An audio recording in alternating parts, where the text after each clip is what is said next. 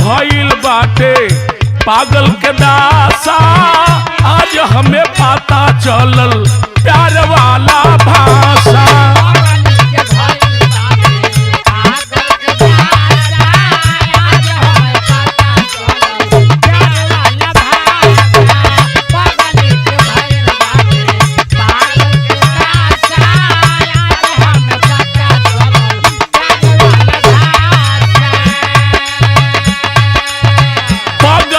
भइल बाटे पागल के दासा, आज हमें पता चलल प्यार वाला भाषा। रोते रोते जान मिले आइल बाटी, रोते रोते जान मिले आइल बाटी, हमर जान आज हरदी से लेटाइल बाटी।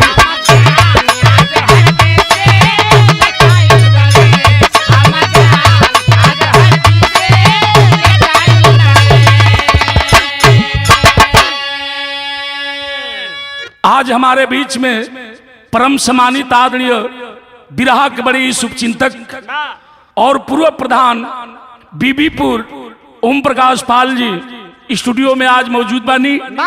बड़ा ही प्यार और बड़ा ही दुलार दिया करते हैं। स्वागत करते हैं स्टूडियो में आप ओम प्रकाश पाल जी प्रधान जी का। और हमारे सम्मानित आदरणीय जवाहर फिल्म्स के मालिक बड़े भैया श्री कमलेश यादव जी, जिनके देख रेख में यह विधा आप लोगों के बीच में जा रहा है। आशा ना बल्कि पूर्ण विश्वास है कि विधा आप लोगन के पसंद आई। कमेंट करब, लाइक करब और शेयर भी करब। बहुत बहुत धन्यवाद। आइए मास्टर।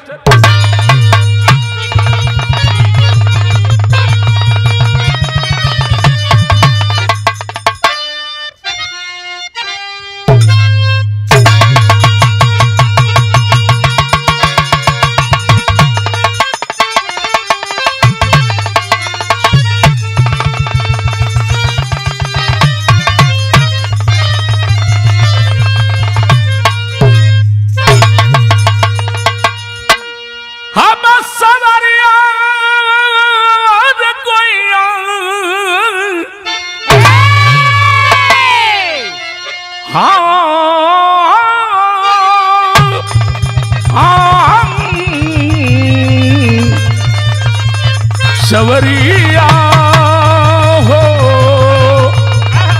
भोले बाबा जोगिया,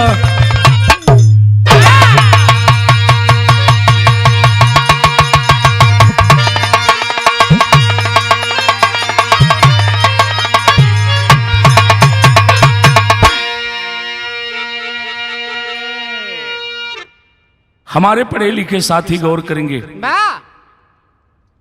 मोहब्बत भी एक अजीब हुआ करती है।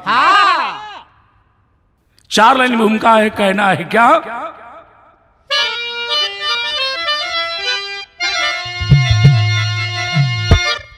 तो जिंदगी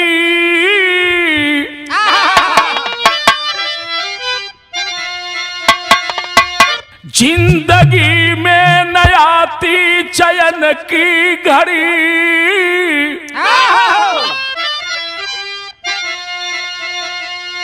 गम की ज्वाला में हरदम जलाई मोहब्बत, राजा नल की मोहब्बत दमनती से थी,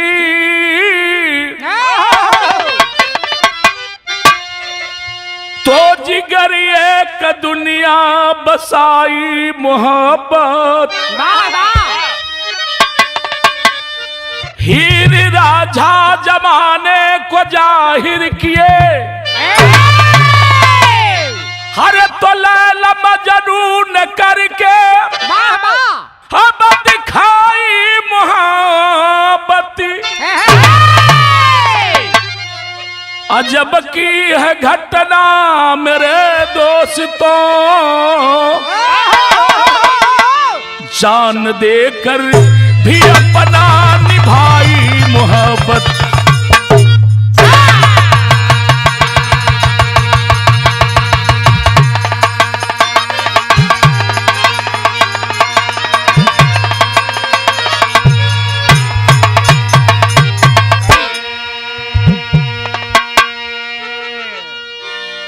दीवानगी अजब हुआ करती है, बार मोहब्बत जान देकर भी अपनी निभाई मोहब्बत।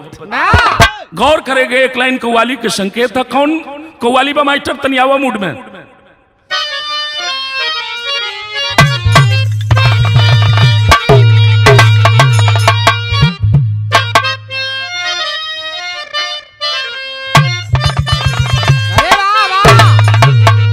कव्वाली बका,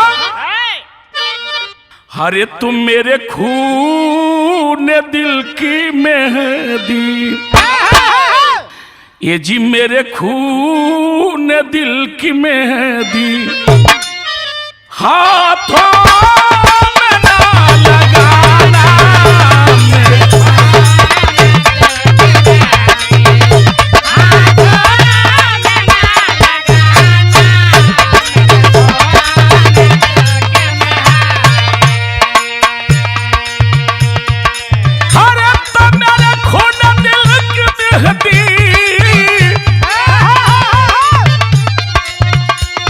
हाथों में ना लगाना,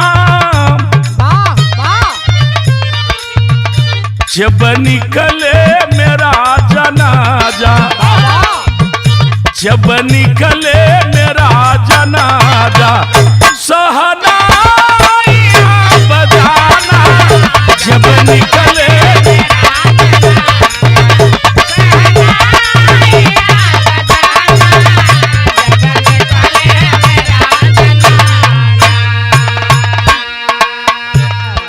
भाव है कितना बढ़िया।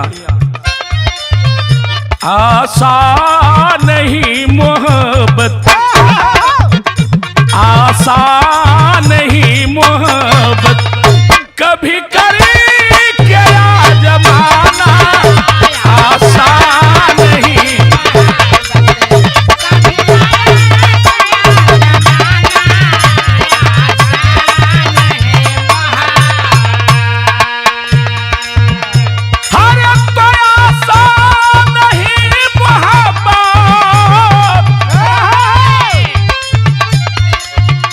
कभी करी क्या जमाना, लिखी बहुत किताबें, लिखी बहुत किताबें, जिसे जानता जमाना, लिखी।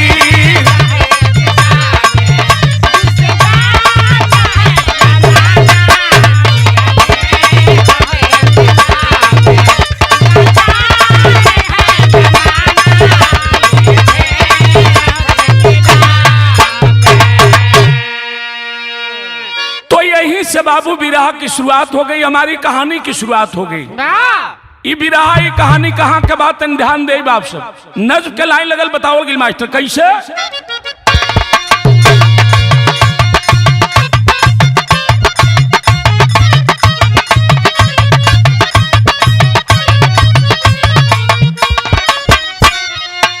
हुस्न देवों की गरिमा को भी चकनाचूर किया, प्यार करने के लिए उन्हें भी मजबूर किया।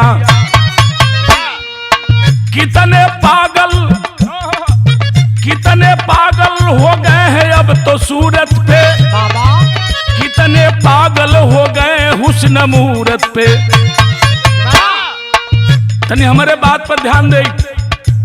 सीताबदिया जिला बलिया की कहानी है, सीताराम सेठ की रूपा बेटी सयानी है। अजीत ठाकुर रूपा बनिया की कुंवारी थी, अजीत ठाकुर रूपा बनिया की कुंवारी थी। दुलारा बेटा था तो बेटी भी दुलारी थी। नजाकत चल रही थी दोनों की विद्यालय में, प्रेम का खेल खेले प्रेम की नियालय में। एक दूजे के बिना चैन नहीं आता था, कभी कली तो कभी अली में मुस्कुराता था। तनी बात समझनी। इस उत्तर प्रदेश में बलिया जिला और बलिया जिला के अंतर्गत एक गांव है सिताब दियरा। वही सीता दियारा के रहे वाला सीताराम सेठ। और सीताराम सेठ के मालिक एक बेटी दिले हन, जो ना बेटी के नाम बड़ी प्यार से रूपा रखले हन। और उसी ग्राम सभा का रहने वाला ठाकुर जिनका नाम बताया गया धर्मनाथ सिंह। और धर्मनाथ सिंह अपने बेटा के बाद तो नाम अजीत रखले हुए। दोनों बात तुम संग ही स्कूल में पढ़े जाए। अजीत और रूपा के जब मोहब्बत हो गई, रूपा बिना अजीत ना रह पावे, अजीत बिना बात तो रूपा न रह पावे। तो कबीर जी भाव दिए बिरहा में हमारे एक लाइन गीत लगल। कौन गीत बा?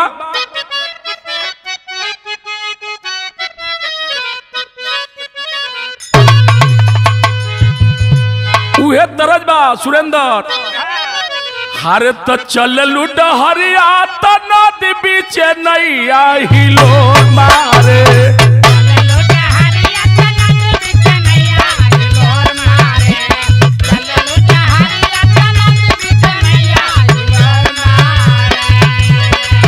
हरे चल लुट हरिया तो नदी बीच नैया हिलोर मार। हा हिलोर मार करही गोरी हिलोर मार करही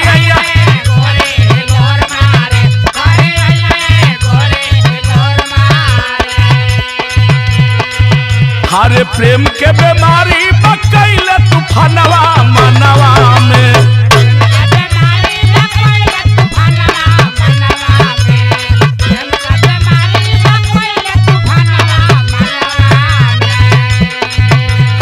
प्रेम के बीमारी बकैल तूफानवा मनवा में। अरे मनवा में नहीं मिलेला चयनवा मनवा में।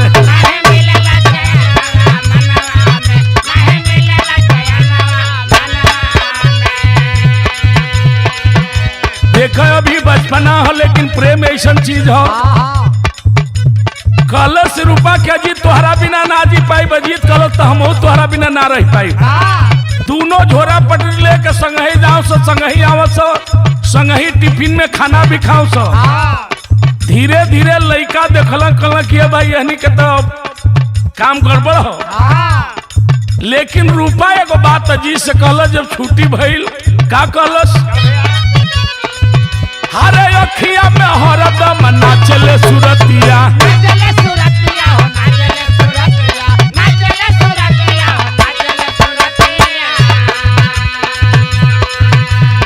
कहू ना नीक लागे घर वाली बतिया।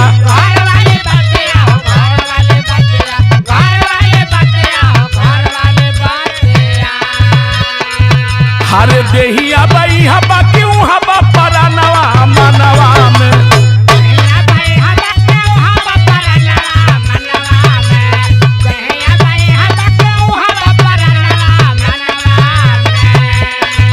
हाई देहिया बाई हबा क्यों हबा परानवा मनवा में। नहीं मिलेला चयनवा मनवा में।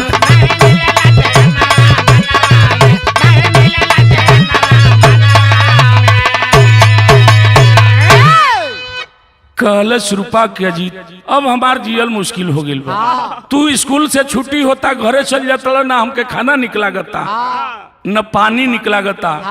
धीरे धीरे 8 पास किलन है। आज जब 8 पास किलन तो चर्चा के विषय बन गई। लड़का वो रहन देवे लगल से जाके धर्मनाथ सिंह से कि तुहार लड़का के आदत खराब हो गई बा। तब बात धर्मनाथ सिंह सोचलन कि चलो लड़का हुन सुधर जी हन। लेकिन धीरे धीरे 8 पास किला के बाद हाई स्कूल में भी पढ़लन बाबू। आज जब हाई स्कूल में संग ही पढ़ल तो नतीजा निकलल का? हर सजिया पहर के छुट्टी पाके स्कूल से।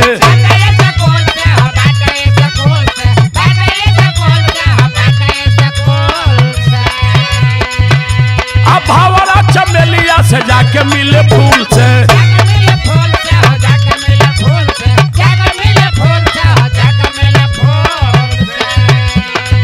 हारे लागेला बीरान जैसा अपन भवनवा मनवा में।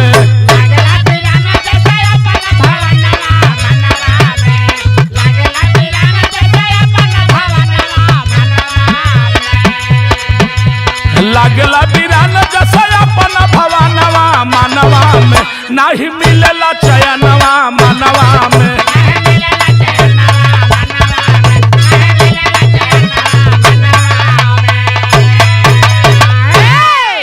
आखिर ये दोनों के बाद उन प्यार के सिलसिला जारी बा। धर्मनाथ सिंह का किलन बतावल गई विधा में।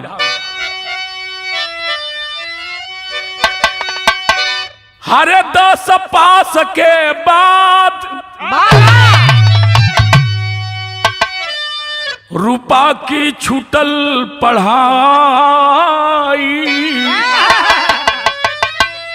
राजेंद्र इंटर कॉलेज में अजीत के नाम लिखाइल।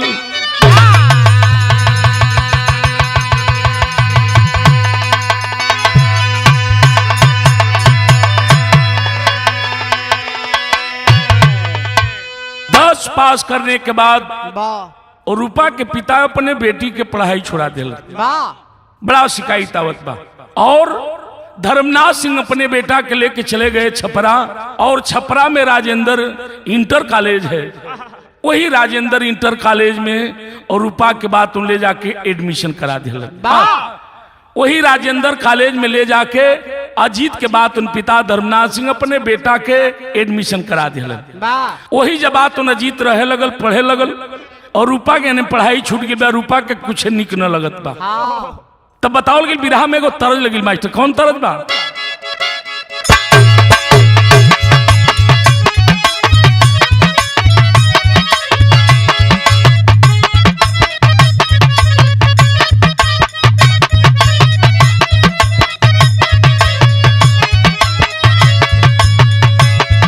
हरे मर गईल मुर्गी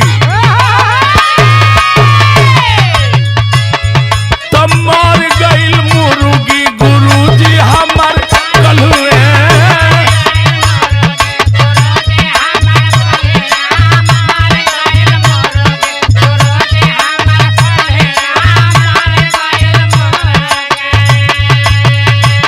हरे मोरवा के बिना है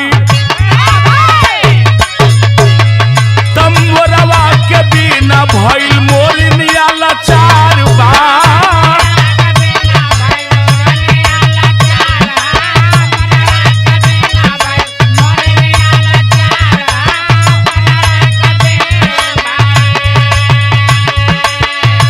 हरे होखे लागल धीरे धीरे पत्र व्यवहार, बात मोरवा के बिना है मोरनिया लाचार बा।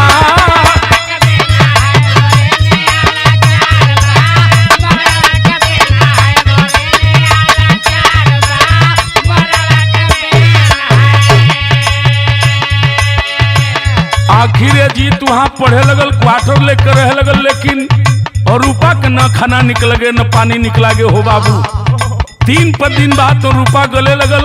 अजीत चिट्ठी भेजे, कबो काल बात अजीत के घरे रूपा जाओ, ओ करी माई से पूछे किए चाची अजीत बाबू ना आइलन हो। एक दिन कहीं दरेखा पर ओकर चिट्ठी रखल बा, अजीतवा के चिट्ठी रूपा बात पा गेल। आज जब पा गई तो आखिरी एगो पत्र लिखल कि सैया हमनी के साथ में पढ़ ली जा, लिख ली जा, लेकिन तू हमके विसार के चल गिला, तोहरा बिना अब हम जी ना पाई हो राजा, अब तोहरा बिना हम मर जाई। उ का लिखले रहल मास्टर?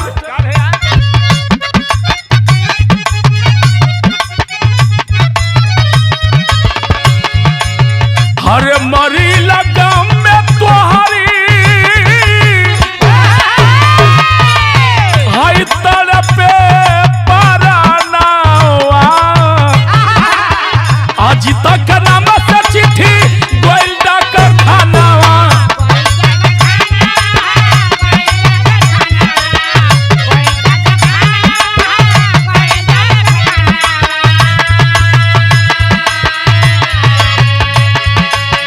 चिट्ठिया पढ़त अजीता कर मन विचार, बायर मोरवा के बिना है, मोरवा के बिना है मोरनिया लाचार बा।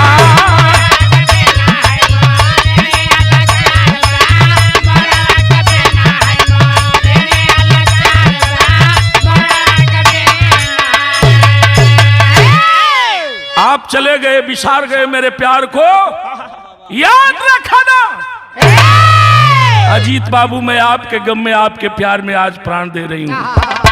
चिट्ठी लिखलस, एड्रेस रहबे कैल और चिट्ठी ले जा करके छोड़ी और हाय अजीत कहते रूपा मर गई। अजीत के चिट्ठी मिलल, सोचलस कि प्यार में होला मरे जिए के लोग कसम खालन, लेकिन प्यार तो हम रूपा से कैले बानी। बाप मतारी हमके पढ़े बदे कहले बना बढ़िया से पढ़ाई करब, छुट्टी जब होई कॉलेज की तब बात उन घर जाई। अभी सपना सोचत बा बोने के बाद उन्हें छोड़ा घरवा रूपा बात उन मर गिल हो बाबू। अंतिम दाह संस्कार भी और रूपा के हो गए। गांव के लोग जान गिलन आकि शेठ के बेटी रूपा प्रेमी बदे बात उन्हें अपने प्राण को त्याग दी। धर्मनाथ सिंह और उनकर मेहरारू सोचा कि जाए तो कम से कम मर गई, हमारी बेटा के बात उन गला बकस दिलस। लेकिन बाबू एक दिन का घटना भयल का, राम इकबाल रिक्शा वाला मिलल बा संगतिया।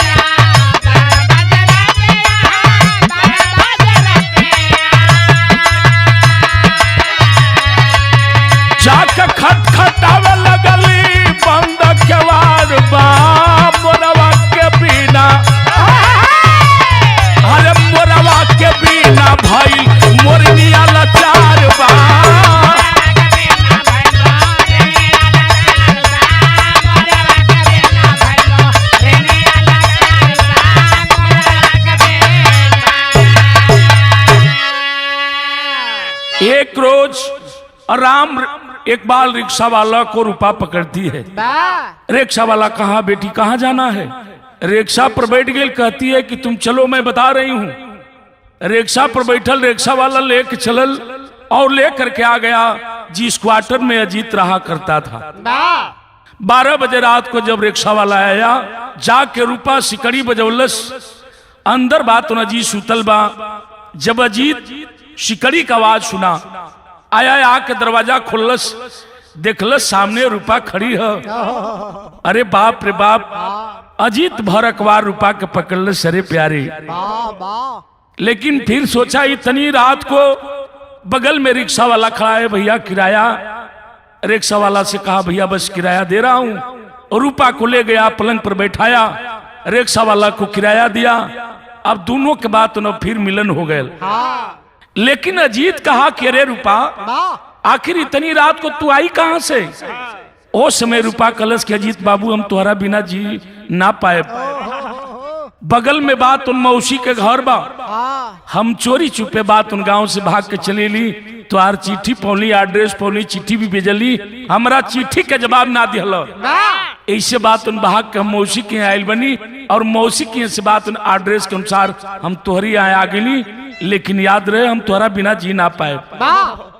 अजीत कहा कि ठीक है, लेकिन पढ़ाई पीरियड बा, ओ में परीक्षा होने वाला बा, कल से मेरा परीक्षा भी होगा। हम खुदे आई रहती, कलश की कुछ ना हम अब तुम्हारे साथ रह। कलश की चला घर वाला ना जानत हुन। अब दोनों वही क्वार्टर में रहे लगलन। आ जब रहे लगलन तब बिरहा में तरल लगे। कौन तरल बा?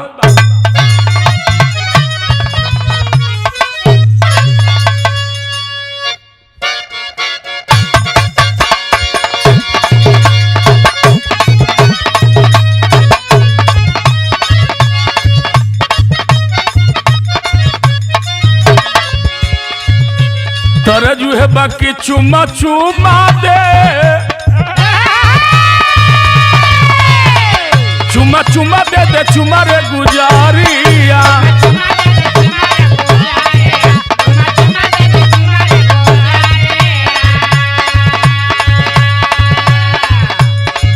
चुमा चुमा दे दे चुमा रे गुजारिया, तनी हिलाई दा, तन हिलाई देबू पतरी कमरिया।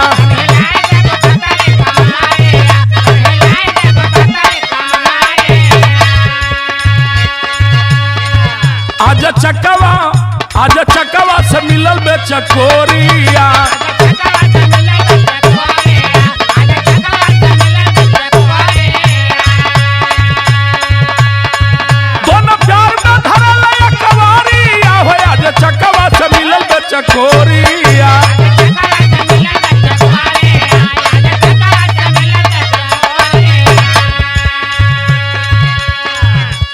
कहवा से अलू गोरी तू आधी रात में।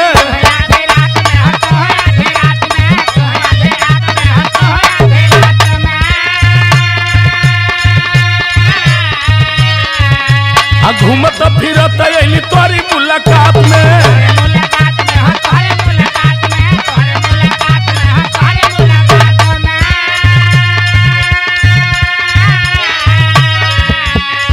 यहाँ लगी बस के बखरिया चकवा से मिलल बे चकोरिया।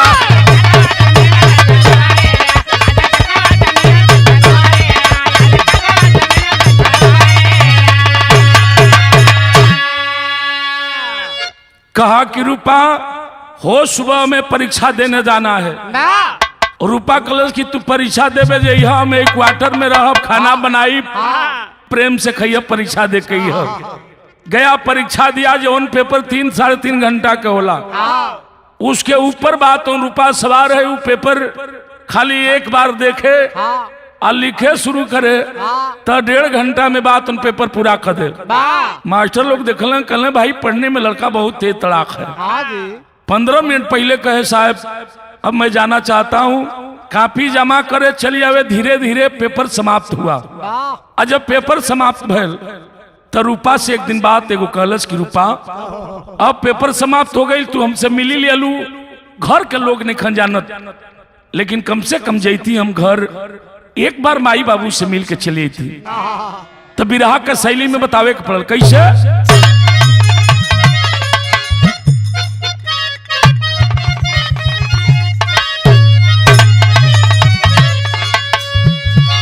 अरे मोरे राम हरे अरमान,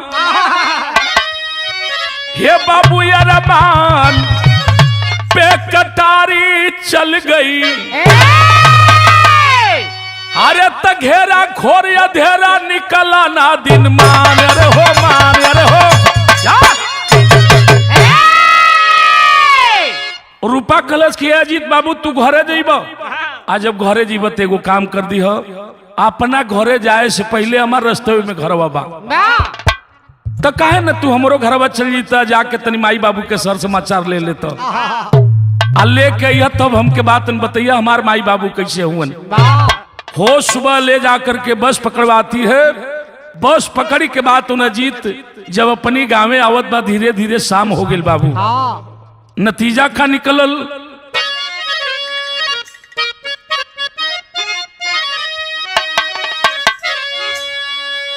तब पहुंचे अजीता जाबा।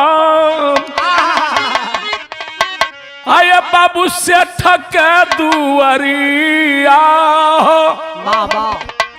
हरे शोकित परिवार देखे। हाई से ठके दुआरिया, किरिन डूबत बा। अजी सोचलस कि मन किरनिया डूब जाई, अगर रूपा के घरवा ना जाइब तो घरवा जाइब तो माई बाबू छोड़बो ना करिहन। तो काहे ना मैंने से बात उन सेठ से मिलने चली, सर समाचार ले ली। अजीत पहुंचता है रूपा के घर और रूपा के माई बाबू सेठ से ठाइन बैठल हुए, उदास हुए, लेकिन देखलन तो कहलन कि बेटा आ गईला, बैठा। पानी पिए के बाद उनसे ठाइन लेके ली। सर समाचार वही, लेकिन अजीत कहा सब लौकत बा लेकिन रूपा हमार ना लौकत बा। सेठ रोवे लगलन, सेठाइन भी रोवे लगली। आइला लेकिन रूपा के मर गिला के बाद अजीतवा कलश के देखा यानी के बुलवावल उ हमरे लगे बा। आई जानत रन कि भाग के गइल बे तो कहीं 10 डूब मर गिल। कहत बा त चाहवा पिया त पूछे अजीत बाबू रूपा के हे पंचरोवेली से ठाइनिया सू हाई भरी के नजरिया। तो 6 महीना आया बाबू रूपा के माराना भइले। अरे थर थारा का प्याला अजीत के टांगरिया कलश बेटा इला, लेकिन 6 महीना रुपा के मरले हो गई, न खाना खाओ न पानी पिए, तड़प करके अपने प्राण को त्याग दी। लेकिन का प्यार के सिला यह न दिया केला 6 महीना के बाद कलश की हो ना हो यहनी के शंका बा। कुछ अजीत बतावत ना बा, अजीत जनते बा कि हमरा की है बा। अब ये सोचलस कि छोड़ा यानी के बात ही भुलवावत न हमरा के आकि आइल बा जीतवा, तो फिर वह कहानी शुरू कर दे। यहनी के पता ना बा आकि ना ही रूपा हमारे लगे बा। चली गांव में घूम के संगी साथी से पता करी। जब गांव में घूमल का हो साथी का हल बा, संगी साथी कहल अजीत बाबू अइला मित्र, लेकिन रूपा के मर गिला के बाद कहलस अजीतवा की जनात्मा की पूरा गौवा वालन के माथा फेल हो गई बा। त गौवा में घूमी घूमी हाय पंच पतवा लगावे लगलन, हारे दोस्त मित्र कहे सब हाय साची बा खबरिया। पूछत चल गई घरे, माई अपने बेटा के देखलस अजीत के बैठौलस, पानी पिए के लिए आइल, बेटा नहा खाना खा। लेकिन अजीत के दिमाग में एक के बात नचत बा, सब लोग कहत बा, एक आदमी कही तो एक आदमी, सब लोग कहत बा कि रूपा मर गई। आखिर रूपा मर गई तो फिर हमारा यहाँ कैसे बा। अजीत पानी पियलस, शाम के खाना खिलस और खा करके अपने कमरे में गया। माई से बुला के पूछलस, माई ये बताओ और रूपा घरे कब आवत रही कि ना। अजीतवा के माई कहलस कि जाए तो बेटा वो बुजरी मर गई तो बढ़िया हो गई, कम से कम तोर घर तो बकसलस। कहलस कि ओहो मैयो बाबू के उहे फीता चढ़ल है। तब पूरा पिराहा के निचोड़ हमारे अल्लाह में देवे के पड़। कैसे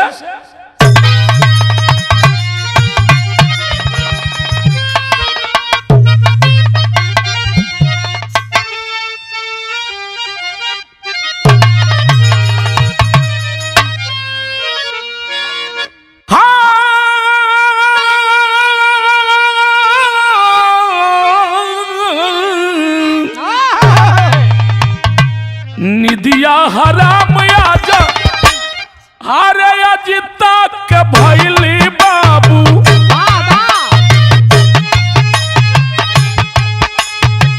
शोक के सागरवई में डूबे उतराई, करवट बदलते भैले पर के समैया पंचो।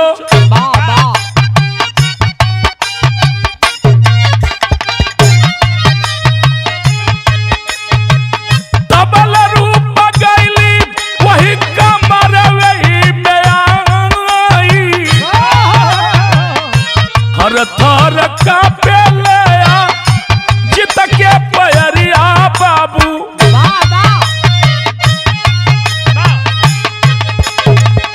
चिहुके अजीत रूपा रहे मुँह सुकाई,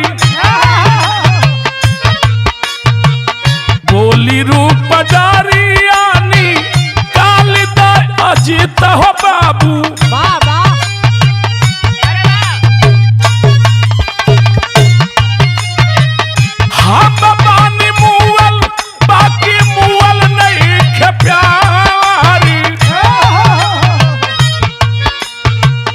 देखल इम्तहानावई में हमर करमतिया अजीत,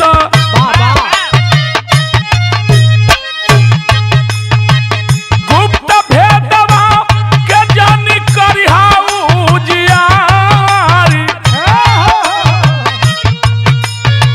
तनी हमार बात समझ ल अजीत।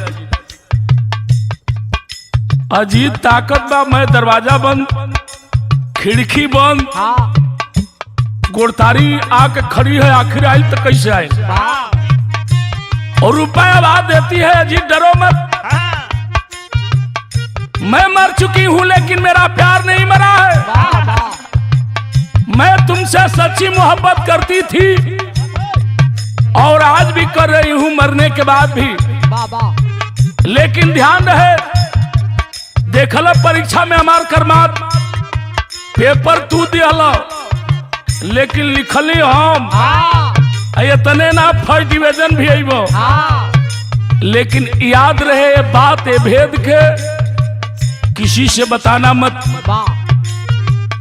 अगर बता दोगे अजीत तो एक काम करना, तू का गुप्त भेदवा के जान करिहाऊ जियार, जहिया तू भेदवा अब केहू से बतैबै अजीत, 30 दिन बाद जैबा जग के विसार, एक दिन रतिया में अजीत बतियावत रहलन,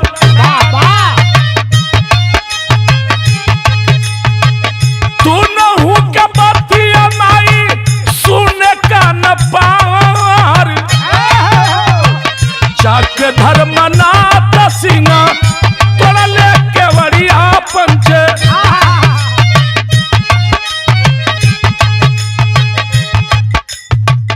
मारल केवड़ी या पे ठाकुर गरमाई। अब वनी के रोज के काम हो गए और रूपा वो घर में आ जाओ आ दोनों एके लगे रहो सो आपस में बतियावा सो। नतीजा ये निकला कि एक दिन धर्मनाथ सिंह के पत्नी अजीत के मतारी सोच करने के लिए गई। आज जब सोच करने के लिए गई बाबू, साय फूस के आवाज कमरा से मिलल, जाके कान पार के सुनलस, कलस के ओहो आज ले तो सेठवा के लड़किया रहे तो लड़कवा से मोहब्बत कैले रहल, बदनामी के गठरी हमनी के उठौली जा, लेकिन लड़का के अभी 4 दिन अइले ना भइल, जनात बा कोनो फिर गुजरी डोरा डाल देले बा। अजीत से पूछने लगे बाप मतारी, बेटा बताओ आखिर कैसे तुम बात करते हो रात में? कलश की माई केहू से ना, बाबू केहू से ना। एक दिन बात उन ढूका लाग के फिर सुनलन और धर्मनाथ सिंह जाके केवाड़ी तोड़ के जब देखलन तो देखते हैं कमरा में सिर्फ मेरा ही बेटा है। सोच गिलन कि बेटा के जनात बा कोनो भूत के लक्षण लग गइल बा। ओझा सोखा लिया के देखवलन, लेकिन ओझा सोखा भी कहलन कि नहीं आपका बेटा ठीक है, अब देह पर हो तब तो लौके। एक दिन मतारी अपने बेटा से कहे लगल का रोज रोज रातिया में होवे करमतिया पंछे,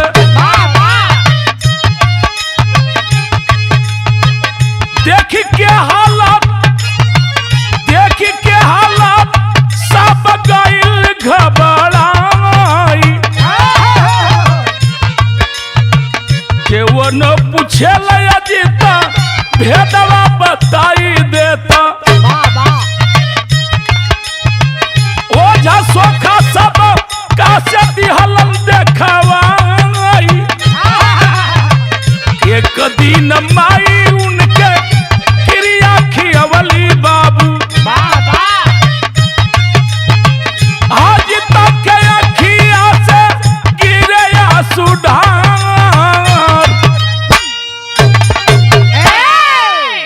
ओझा सोखा कोनो उपचार काम ना किलस।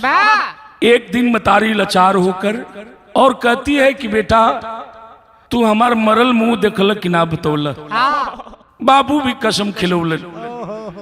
अजीत की आंख से झरझर झरझर आंसू चलने लगा और कहा कि माई अगर हम भेद बताई ते कुल के घर के बात उन्हें कही दीपक है, ये दीपक बात उन बुझ जाई।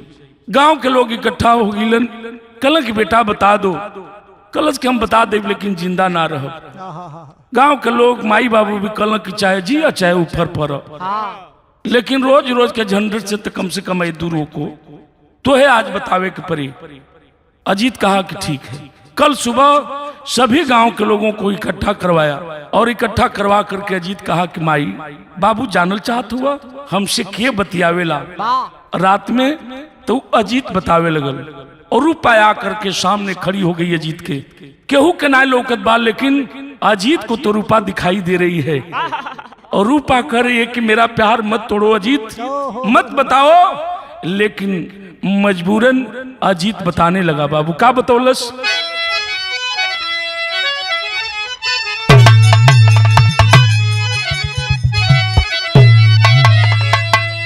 ये भैया माता जी से बेटा हाई बतावे बतिया, अरे फाटे मोहब्बत के छतिया तू के रतिया।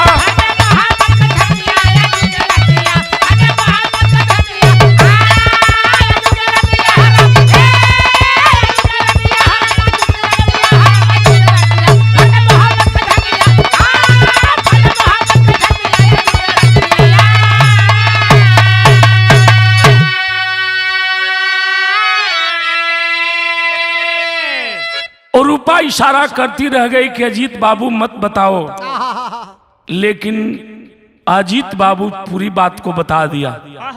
जो लड़की हमसे मोहब्बत करती है, प्रेम करती है, जो रात में बात करती है, वह लड़की गैर नहीं बल्कि मेरी मोहब्बत, मेरी जान, मेरे प्राण, सब कुछ वही है। और उस लड़की का नाम रूपा है। और बताने का नतीजा कि अजीत के सर में दर्द हो गया और रूपा अचरित हो जाती है। बाबू तो रूपा के प्रीतिया, ये भैया रूपा के प्रीतिया के कैले उजियार हो, अतही से प्रेमी अजीत पड़ा ले बीमार हो।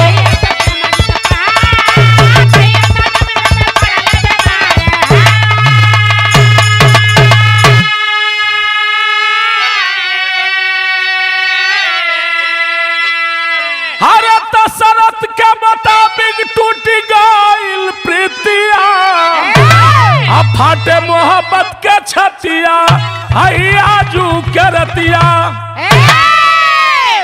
बताई थी रूपा, अगर ये बात, ये भेद बता दोगे किसी को तो याद रखना, वो जिस दिन बताओगे उसी दिन से गिन लेना, ठीक 30वां दिन तेरी भी मौत हो जाएगी।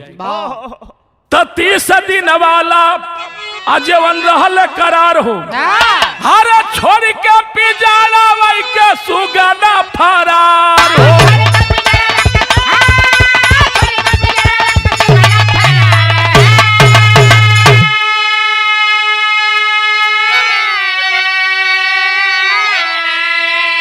हर जगह में मुश्किल बा निभावल है मोहब्बत के प्रीतिया, फाटे मोहब्बत का छतिया आजू करती।